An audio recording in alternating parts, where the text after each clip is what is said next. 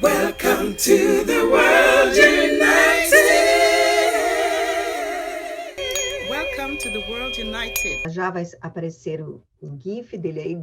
Ele é o docente e investigador da Universidade de Sabedoria Ancestral, UDSA, cofundador da UDSA em Rede, facilitador sênior da mentoria orgânica, estudou e contribuiu com a democratização dos métodos Dragon Dreaming, sociocracia, comunicação não violenta e a fluxonomia 4D. Coordenou projetos de facilitadores em eventos junto à Casa Conselho de Assentamentos Sustentáveis da América Latina. Iniciou na Espanha o movimento de ecosofia e no Brasil foi presidente da ONG Nascentes, especialista em engenharia de software, é membro fundador do Parque Tecnológico de Botucatu, São Paulo, em 2011. Vamos, então, ouvir a fala de Diogo Lopes.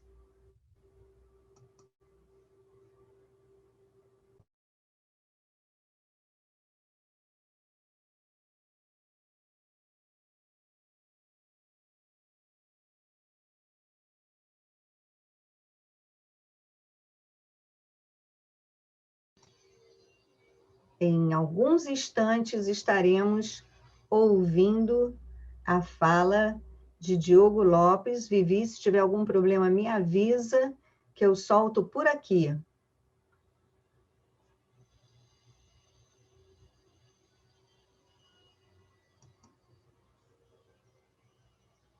Só um minuto, Cláudia, peraí. Se quiser, deixa eu trazer ele aqui. Se quiser...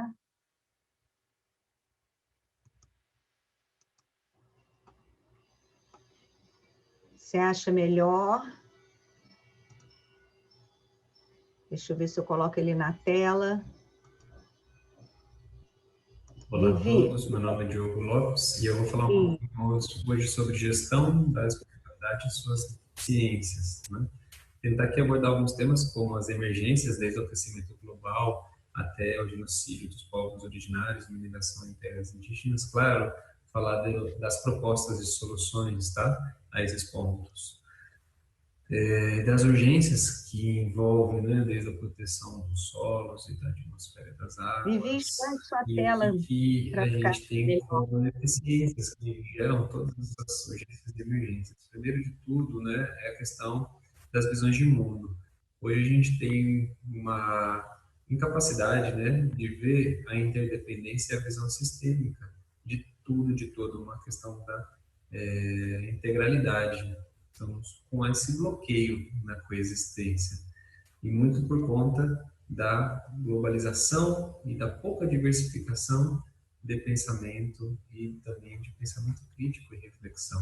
A justiça e igualdade social, né, tem uma íntima relação com a necessidade de desfrutar dos sentidos e pouca austeridade nesse quesito de autoestima e amor próprio, inclusive, né, fortalecer a si mesmo de uma maneira profunda. Isso gera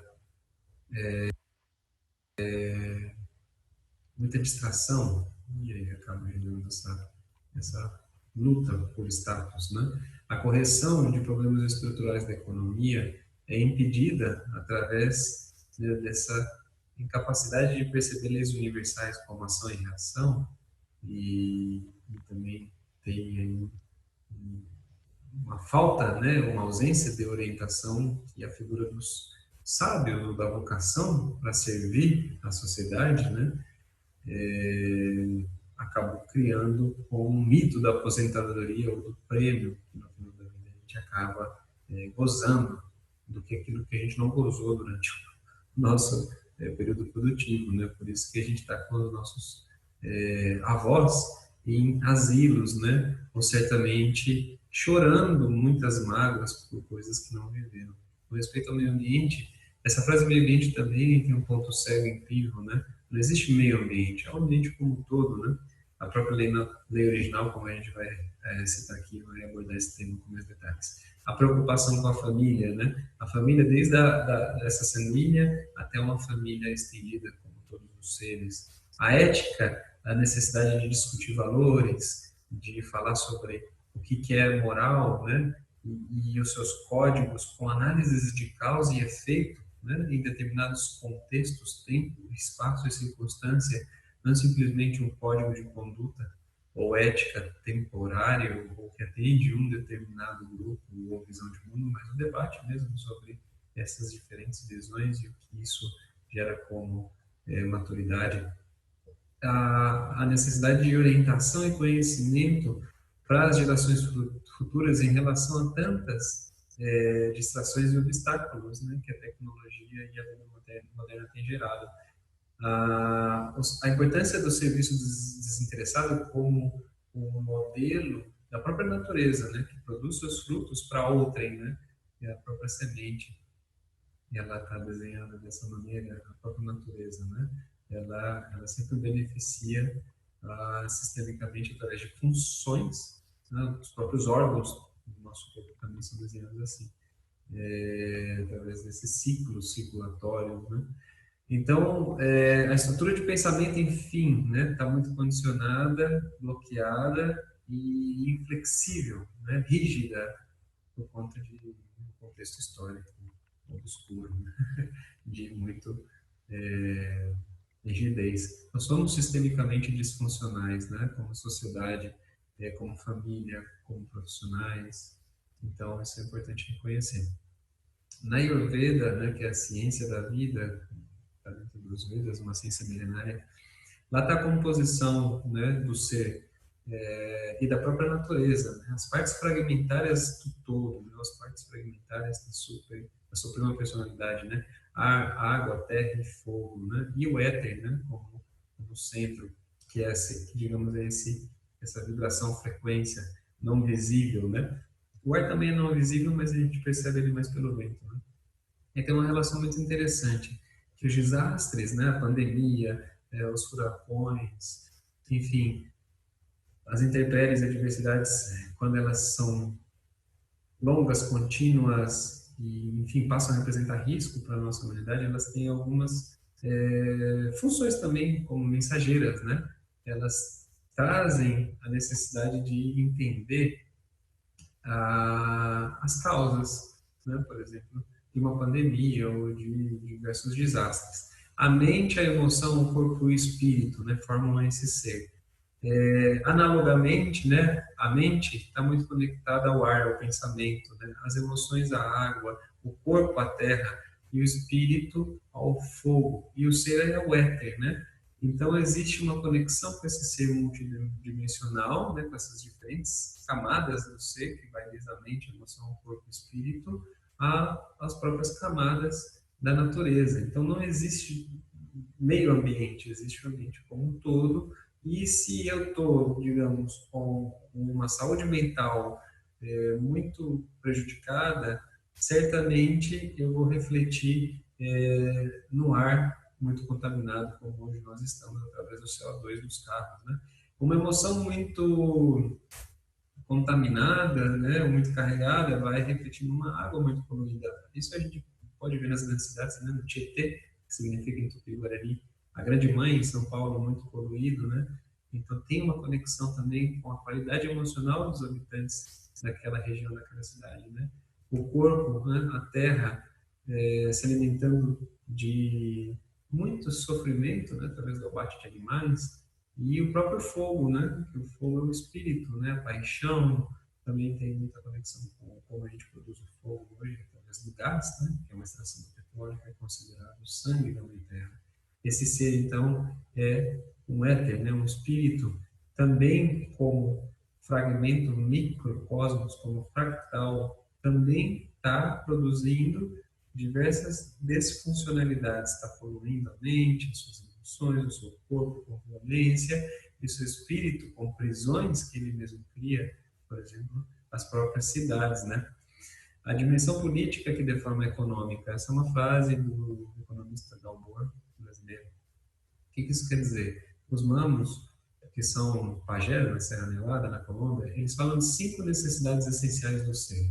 O alimento, que está conectado com a sabedoria das sementes, né? O momento certo de invocar, o canto, a estação, como cultivar. A vestimenta e a memória, que é toda a narração, né, da história de origem, está muito conectada com a identidade e o território, né? De onde vem aquele povo, de onde vem aquele conhecimento essencial que se conecta, inclusive, com o pensamento e com a casa, que abriga, né, não somente o corpo físico, mas o espírito, que é onde eu vou cultivar o meu próprio pensamento. Tanto que eles têm a casa de pensamento, né, que são malocas, ocas, onde todos entram para poder cultivar e semear e fazer colher a palavra, né, a palavra semente, a palavra colheita, a palavra fruto.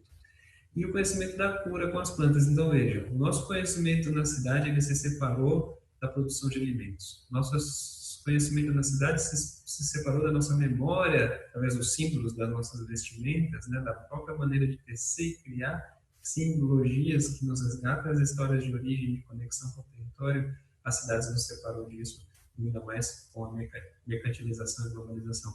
E também nos separou como criar nossas próprias casas, que sejam locais de cultivo de pensamento, e também separou de como saber cuidar da nossa própria saúde através das plantas, né? E receber as mensagens das doenças, que eles são mensageiros, né? E tudo isso nos torna uma identidade vazia, distorcida, né? Muitas vezes traumática. O que essas necessidades essenciais do ser nos trazem como padrão, né? Sempre esse ciclo quádruplo ou quíntuplo, né? Se a gente contar o centro, de preparação do solo, que é a transmutação, compostagem, né, os ritos de passagem. Mais importante é que o solo fértil é a minhoca, né, que decompõe os alimentos, os micro-organismos. Veja a importância disso, poético. O semear, né, a palavra semente, né, a ideia, semente, o sonho semente, esse momento da primavera, né, o cultivar, o momento do verão, né, o ápice das águas, das chuvas e da colheita quando chega o outono. E do inverno, quando volta a descansar o solo. E no centro a gente tem algo muito importante, que é a colheita, que é o sol e é a água, né? E a mãe terra, a casa comum, que muitas vezes é nos dias de hoje representado pelo dinheiro, pelo tempo, né? Tempo é dinheiro.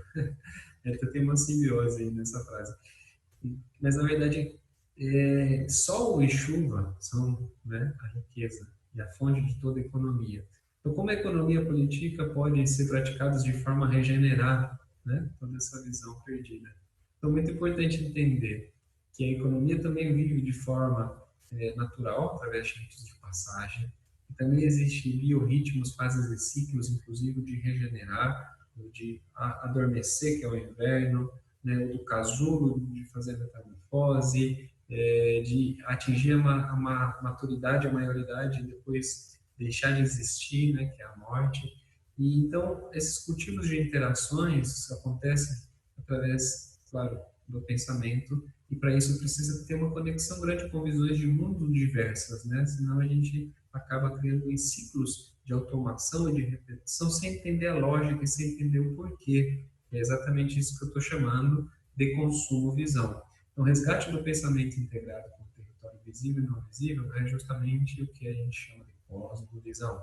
Existe um pensamento humano que está integrado com a natureza, ele é parte da natureza, né? Uma reconexão profunda, uma ecologia profunda, Joana Mendes fala disso, enfim, tem muitos pensadores atuais que falam que é importante a gente sentir a dor, né, dessa separação com esse território, com essa identidade, os conhecimentos essenciais sobre como tratar nossas próprias doenças, tratar como cultivamos nossos alimentos, e saber que tem uma origem histórica essa separação, que vem lá praticamente muito antes, mas para apontar mais próximo, né, a história da filosofia do direito constitucional grego-romano, onde a polis da cidade foi criada com um intuito, um desenho, né, de separar a gente do meio ambiente para o império, ou o Estado, ou o latifúndio hoje, controlar as riquezas naturais, e isso gerar para a gente competição, oferta de demanda de trabalho, e aí poder, através dos impostos e das taxas, taxar ou entaxá-lo, né, que é a água, a luz, os alimentos, enfim, isso é um desenho muito interessante, né, a polis da cidade. E se a gente começar a ver o movimento neorrural, todo mundo voltando para ecovilas, né, assentamentos humanos sustentáveis, porque a riqueza em si ela é abundante, ela é natural, ela vem daí, né, dessa conexão com a própria identidade da Terra. E eu chamo a atenção para um aspecto importante, que é os Vedas, né, que são até ditos como a árvore dos desejos, porque todas as coisas conhecíveis do homem ali estão, você pode ter todo tipo de conhecimento, e ali envolve até o conhecimento sobre o invisível, transcendental, né, que são os planos chamados espirituais. Então, eu quero dizer que existe, né, dentro dessa sabedoria milenar, um conhecimento sobre o invisível, sobre aquilo que é transcendental, ou que a gente cientificamente poderia chamar hoje de antimatéria, né? Então, é importante entender isso. E em 2015 eu tive num encontro chamado Kiva, que é como um buraco, um útero da Mãe Terra, onde muitos povos ancestrais entram para fazer cerimônias e cultivar as suas palavras, os seus cantos e rezos, né? Isso é uma profecia que foi dita, e que era necessário encontros de sabedoria ancestral com várias etnias, dançando em volta ao fogo nesse útero, para gerir ou fecundar e gerir um novo mundo, né? Uma nova visão de mundo, através de todas as integrações de visões de mundo. E nesse rezo saiu algo muito importante, que foi a importância, né, de curar essa consumo-visão, que é uma distorção da cosmovisão, né? Esse pensamento exponencial, acumulativo, competitivo, para a cosmovisão, de novo, imperar com as suas diversidades, essa riqueza, né? E reconstruir a epistemologia ancestral, né? Ampliar essas fronteiras do saber que a gente ainda não sabe, mas está aqui dentro. E isso foi chamado de cosmogeocracia, né? Que é uma visão ecocentrista, que é transcender o antropocentrismo. O homem não está no centro, né? A natureza está no centro, existe uma ordem. E a gente tem que respeitar essa ordem, porque nós fazemos parte dela de uma maneira sistêmica, interdependente e menor, né? Você não tem água, não tem colheita. Se não tem semente, não tem colheita. Se não tem sol, não tem colheita. Logo, não tem vida humana. É muito importante entender que a nossa parcela aí é de respeito, reverências e conexão. E ali, dentro dessa Kiva, saiu, em 2015, depois de 4 anos, uma declaração chamada Declaração das Nações Unidas do Espírito. E eu quero compartilhar essa declaração com vocês, onde ela prega alguns princípios. Primeiro, reconhecemos, né, eles reconhecem como lei de origem a mãe e pai criadores que se manifestam e expressam pela ordem natural. Por isso eles se declaram as Nações Unidas do Espírito. Eles propõem um caminho para desenvolver-se seres humanos verdadeiros, baseados nas novas formas de vida, em nossas formas de vida, na forma de sabedoria ancestral, né? Convidamos o ser humano esquecido de sua memória ancestral que vem beber dessa fonte.